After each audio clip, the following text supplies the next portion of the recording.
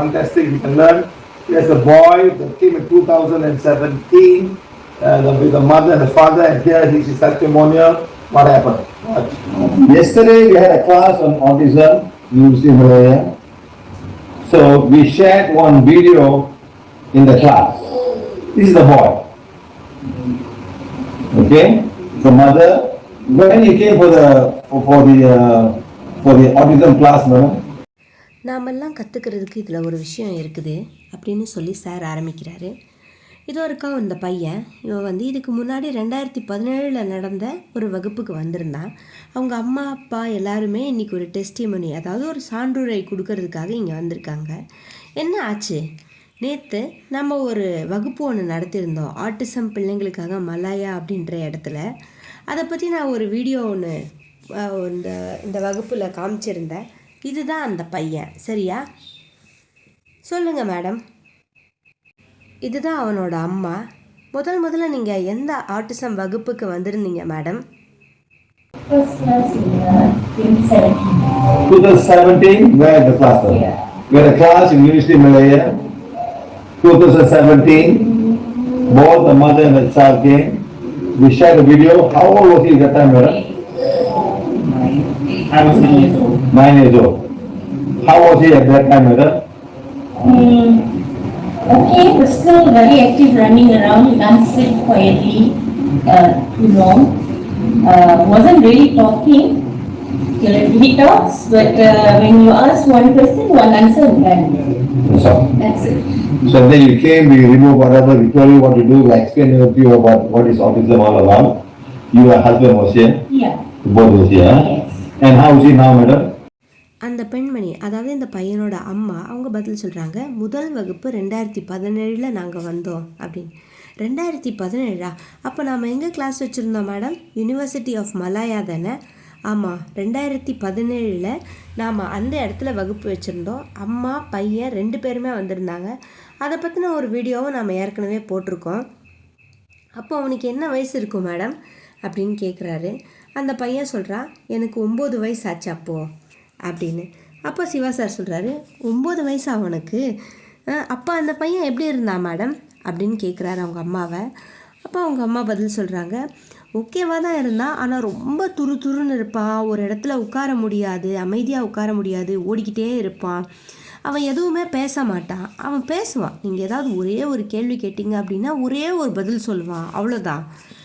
அப்போது சிவா சார் சொல்கிறாரு, சரி அதுக்கப்புறம் நீங்கள் வந்தீங்க, நம்ம என்னெல்லாம் ரிமூவ் பண்ணணும் அப்படின்னு சொல்லி உங்களுக்கு கற்றுக் கொடுத்தோம், நீங்கள் என்ன செய்யணும் அப்படின்றத உங்களுக்கு புரிய வச்சோம், இந்த ஆட்டிசம் அப்படின்னா என்ன அதெல்லாம் பற்றி நாங்கள் உங்களுக்கு புரிய வச்சோம். நீங்கள் உங்களோட வீட்டுக்கார் 2 பேருமே வந்திருந்தீங்க தானே அப்படின்றாரு. 2 பேரும் தானே அப்படின்னு கேட்குறாரு. ஆமாம், நாங்கள் 2 பேருமே வந்திருந்தோம் அப்படின்னு அவங்க பதில் சொல்கிறாங்க. சொல்லுங்கள் மேடம், இப்போ அவன் எப்படி இருக்கான் அப்படின்னு கேட்குறாரு. Those who see him look like normal. He does things normally. He has his challenges, but he's finishing his Form 5 now. Monday is his last paper. அந்த அம்மா இப்போ பதில் சொல்கிறாங்க சிவா சாரோட கேள்விக்கு. யாரெல்லாம் அவனை பார்க்குறாங்களோ அவங்களுக்கு இவன் நார்மலாக தான் தெரிவான், ரொம்ப சாதாரணமாக இருப்பான். எல்லோரும் சாதாரணமாக என்ன வேலைகளை செய்கிறோமோ அதே மாதிரி தான் இவன் எல்லாத்தையுமே செய்வான். அவனுக்கான சில சவால்கள் இருக்க தான் செய்யுது, ஆனால் இப்போ அவன் ரொம்ப நல்லா தெளிவாக பேசுகிறான் அப்படின்னு சொல்கிறாங்க.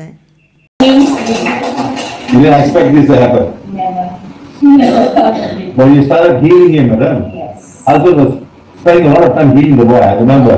Yes. He even sent me a picture of him playing the sitar. Yes. Sitar. You play the sitar? Yeah. How well you play the sitar? எல்லாரும் அதுக்கு கை தட்டுறாங்க. அப்போ சிவா சார் கேட்குறாரு, இதெல்லாம் நடக்கும்னு நீங்கள் எதிர்பார்க்கலல்ல அப்படின்னு. அவங்க அம்மா சொல்கிறாங்க, சுத்தமாக நான் இதெல்லாம் எதிர்பார்க்கவே இல்லை அப்படின்னு. அப்போ சிவா சார் மறுபடியும் சொல்கிறாரு, ஆனால் நீங்கள் தான் அவனை ஹீல் பண்ண ஆரம்பிச்சிட்டிங்களே மேடம் அப்படின்னு. ஆமாம் அப்படின்னு அவங்க சொல்கிறாங்க. சிவா சார் மறுபடியும் சொல்கிறாரு, உங்களோட வீட்டுக்கார் ரொம்ப நிறைய நேரம் செலவு பண்ணாது இந்த பையனை குணப்படுத்துறதுக்காக.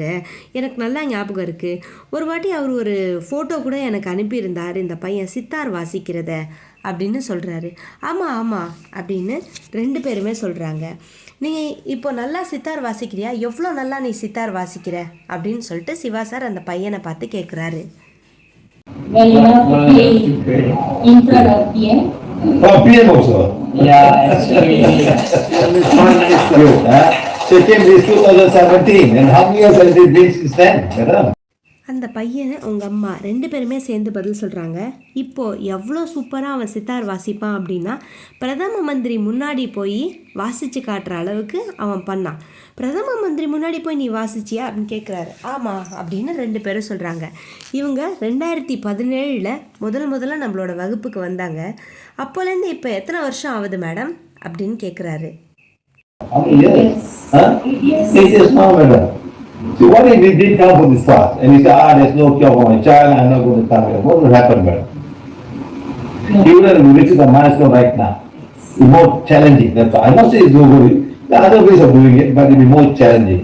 Once the blocks are gone, the dark area is gone, things will start to work for everybody. It doesn't matter if it has to be an autistic child. Can anybody, you, me, anybody in business, everything like that. And that's what she did.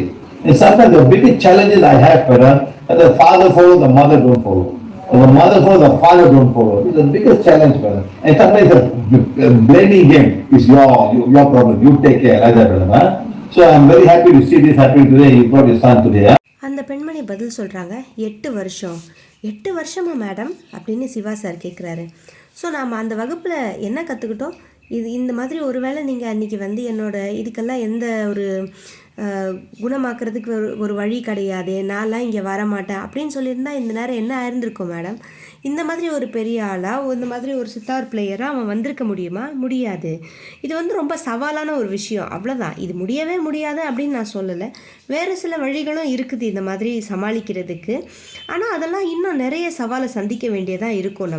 நம்ம ஒரு நம்மளோட தடைகள், இருண்ட ஆற்றல் இதெல்லாம் போயிடுச்சு அப்படின்னா நல்லது எல்லாம் தானாக நடக்க ஆரம்பிக்கும்.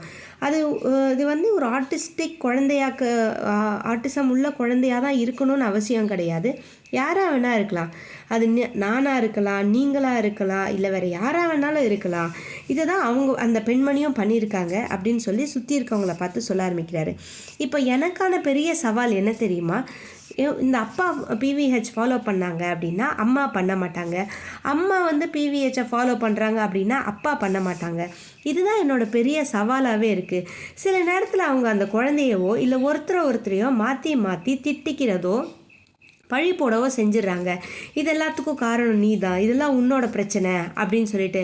ஆனால் நீங்கள் இவனை நல்லா பார்த்துக்கிறீங்க, எனக்கு ரொம்ப சந்தோஷம், நீங்கள் இன்றைக்கி இவனை கூட்டிகிட்டு வந்தது எனக்கு ரொம்ப ரொம்ப சந்தோஷம் அப்படின்னு சொல்கிறாரு. நன்றி நன்றி நன்றி.